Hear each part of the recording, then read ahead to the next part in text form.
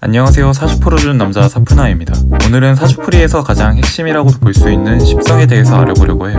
전문적으로 사주 상담사를 하는 것이 목표라면 목화토금수 음양오행을 신속하게 구분할 줄 아는 상태에서 들어가야 하지만 초심자분들은 굳이 외울 필요 없이 이렇게 만세력 어플을 통해서 내 사주팔자에 어떤 십성이 있는지 바로 알 수 있으니까 걱정하지 말고 편하게 보시면 될 것 같아요. 일단 십성이 뭐길래 사주풀이에서 핵심이라고 하는 걸까요?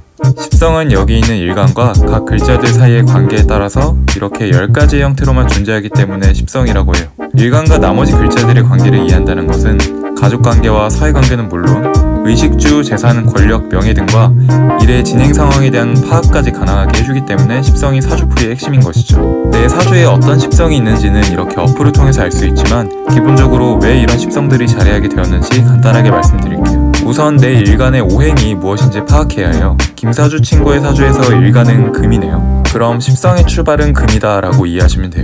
일간이 목화토금수 오행에서 어디에 속하는지 알았다면 이제 생하는 순서대로 이 그림에 배치를 해주면 됩니다. 생하는 순서는 지난 영상에서 알려드렸듯이 목화토금수가 순환하는 순서인데 금부터 출발을 하니까 금수 목화토겠네요. 그래서 김사주의 비겁은 금, 식상은 수, 재성은 목, 관성은 화, 인성은 토인 것이죠. 그런데 비겁은 비견과 겁재, 식상은 식신과 상관같이 각각이 두 개의 십성으로 이루어져 있습니다. 금 중에서도 어떤 것은 비견이고 어떤 것은 겁재라는 말이죠. 이는 음양으로 판단할 수 있습니다. 일간과 음양이 같고 오행도 같은 것을 비견, 일간과 오행은 같지만 음양이 다르다면 겁재인 방식이죠. 사주가 처음이신 분들은 오행이 같아도 그냥 음양에 따라서 이렇게 십성이 달라질 수 있구나 정도로 이해해주시면 될 것 같아요. 그럼 이제 이 십성들이 어떻게 해서 배치가 되는지 알았으니까 가장 중요한 각각의 십성들이 의미하는 바에 대해서 하나씩 알아보도록 할게요.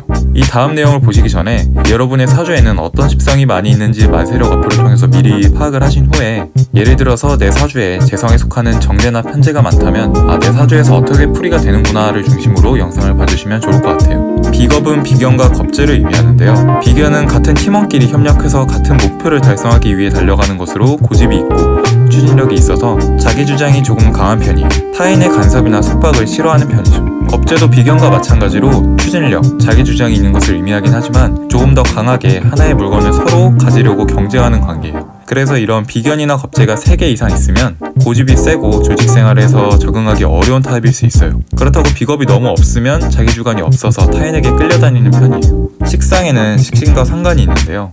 식신이라는 것은 한자 그대로 식복을 의미해요. 그래서 호기심이나 창의성이 뛰어남을 의미하는데 기란작용을 할 때는 성적과 실적이 좋아지지만 흉한작용을 할 때는 건강 문제나 가정 문제가 나타날 수 있어요. 상관은 나의 능력을 표출하는 것으로 여자에게는 자식으로도 보기도 해요. 과시하거나 폼잡는다는 의미로 화려한 행동을 선호하고 화술에 능해서 옛날에는 약간 흉한 것으로 분류하기도 했어요.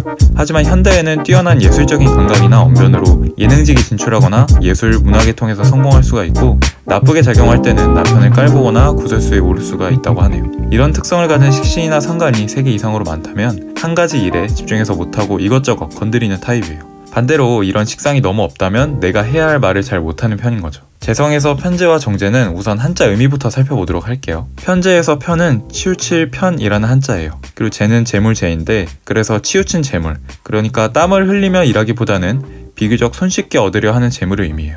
그래서 편재가 많은 사람들은 돈을 좀 잘 굴려서 재테크를 잘하는 분들의 사주팔자에 많아요. 정제는 바른 재물이라는 말로 정제는 바른 재물을 의미하기 때문에 돈을 꼼꼼하게 관리하고 낭비를 싫어하고 성실하면서 근검절약 하시는 분들의 사주에 많아요. 이런 재성이 많은 사람들은 인생이 오히려 한방이라고 생각을 해서 잘못하면 큰 실수를 범할 수도 있으니까 자기 자신을 컨트롤할 줄 알아야 해요. 반대로 재성이 너무 없다면 경제관념이 없어서 현실감각이 떨어질 수 있어요. 관성이라는 건 자기 자신을 훈육하고 절도를 갖추게 하는 성분으로 차분하고 점잖게 행동하도록 만들어줘요. 그래서 다른 사람이 자신을 어떻게 보는지 의식해서 빈틈없어 보이려고 노력하게 하죠. 편관은 카리스마가 있어서 상대를 압박하거나 승부사 기질이 있어서 리더가 될 수 있게 해주고 정관은 안정적인 것을 선호해서 차근차근 승진해서 조직 안에서 오래 생활하는 편이에요. 이런 관성이 많은 사람들은 체면을 중시하고 책임감이 강하고 관성이 없거나 부족한 사람들은 조직 생활에 잘 적응을 못하고 자유분방하다는 소리를 많이 들어요. 마지막으로 인성은 나의 생각을 주관해서 학벌, 공유, 명예, 문서를 의미해요. 편인에서 편은 치우쳐 있다는 뜻으로 대중적이지 않은 학문, 예를 들면 지금 보시는 사주 명리학이나 종교, 철학과 같은 학문에 심취하기 쉽고 호기심이 많아서 이런 한 가지 학문에서 대성하는 경우가 많아요. 하지만 이렇게 대중적이다, 대중적이지 않다에 대한 기준은 각 시대마다 다르기 때문에 조금 더 유연하게 생각해 주실 필요가 있어요. 정의는 편인과는 반대로 보편적이고 실용적인 학문, 의식주나 주택문서를 의미해요. 정인이 좋게 작용하면 성품이 온화하고 교육을 잘 받아서 대인관계가 좋은 편이에요. 하지만 이렇게 생각과 기획을 주관하는 인성이 사주에 너무 많게 되면 움직이기보다는 이런저런 생각이 너무 많아져서 오히려 게으른 성격일 수가 있어요.